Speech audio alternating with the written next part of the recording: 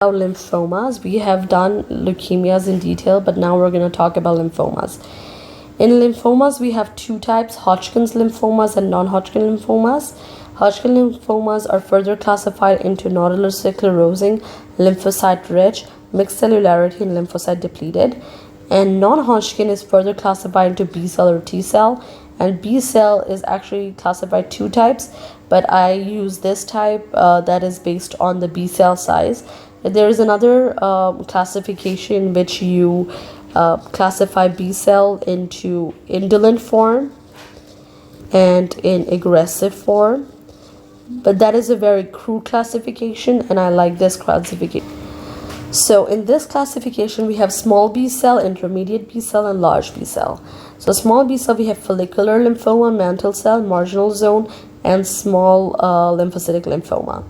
And in intermediate B cell, we have Burkitt's lymphoma, and large B cell, we have diffuse large B cell lymphoma. So we're going to first do Hodgkin's lymphoma because that's a shorter one. In Hodgkin's lymphoma, it's important to know that there are Reed-Sternberg cells. These are basically large B cells which are multi-lobed nuclei and a prominent nucleoli that looks like owls and is CD15 plus CD30 positive. So right here, this is a Reed-Sternberg cell. You see that this is a cell. We have two nucleoli. These red parts are the nucleoli, and these purple bits are the nucleus, and these green or ferrosy color, that is the halo of clear cytoplasm. This is a Reed-Sternberg cell, and it looks like owl eyes. Now these Reed-Sternberg cells, these secrete cytokines, and that is going to give you fever, chills, weight loss, night sweats, that are called as B symptoms or constitutional symptoms. And of course, you're going to attract reactive lymphocytes, plasma cells, macrophages, and eosinophils. And of course, it can lead to fibrosis. The pathogenesis here is that there is an increase in the nuclear factor kappa light chain, NFKB, which is basically a transcriptor factor. And this is activated either by EBV or any kind of other factor or an oncogen, and cause cancer. There are types. The types we're only going to do briefly.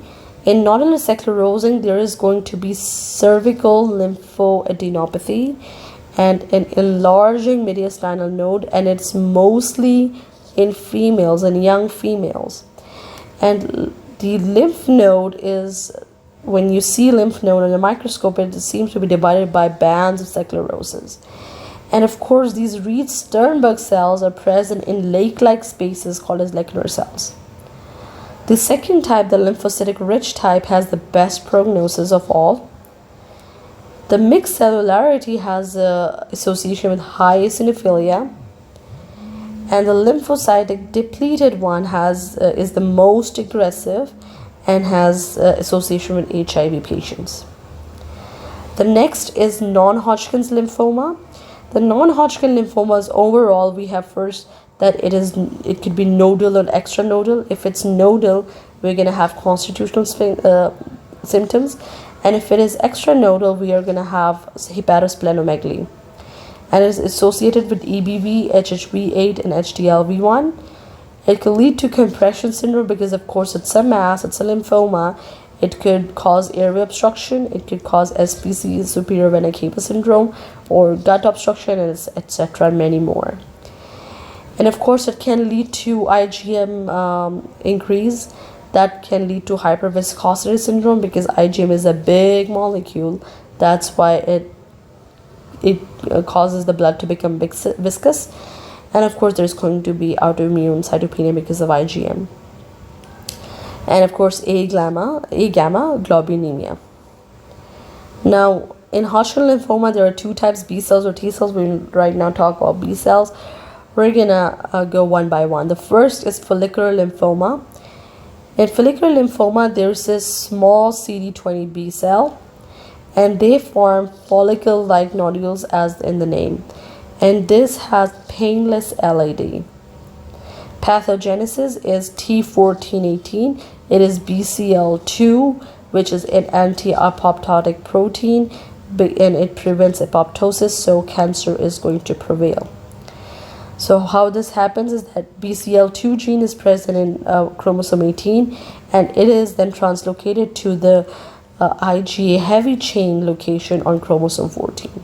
You treat it with rituximab, which is a CD20 monoclonal antibody. Honestly, in all non-Hodgkin's lymphoma, they're all CD20, so you give rituximab for all these lymphomas. And you only do treatment of patients with symptoms, and it can progress to DLBCL. Important thing is to differentiate between follicular lymphoma and reactive hyperplasia. Follicular lymphoma is basically a cancer, but reactive hyperplasia is not a cancer. It is monoclonal, that's polyclonal. The lymph node architecture is disrupted because it's a cancer, but in reactive hyperplasia, the lymph node architecture is maintained. There is no tangible macrophage body in the cancer, but there is tangible macrophage body present in the reactive hyperplasia.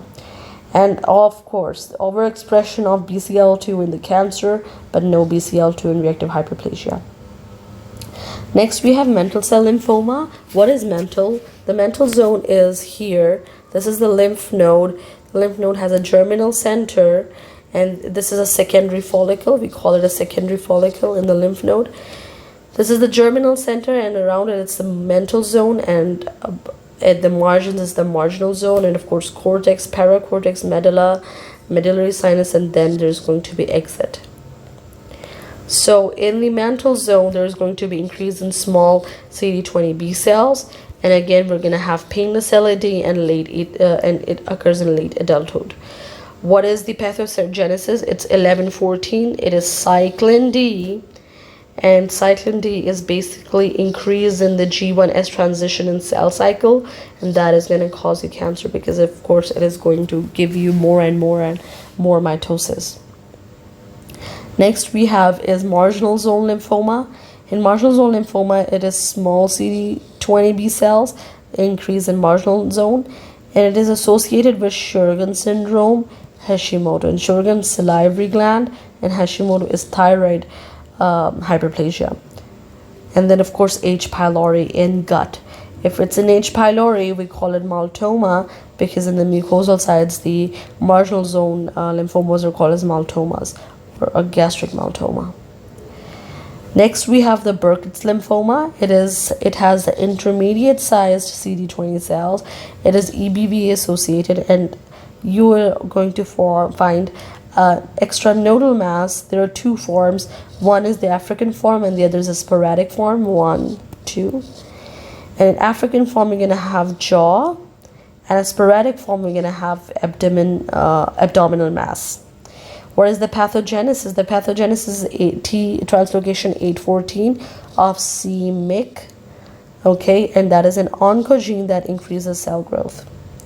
This lymphoma is a very bad lymphoma, very rapidly progressive lymphoma, and it has a high mitotic index, and when you look at under the microscope you're going to find a starry sky appearance.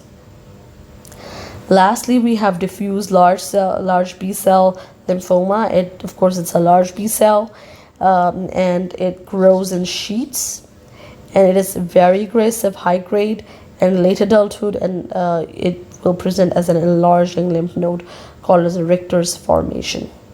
And that is it for lymphomas.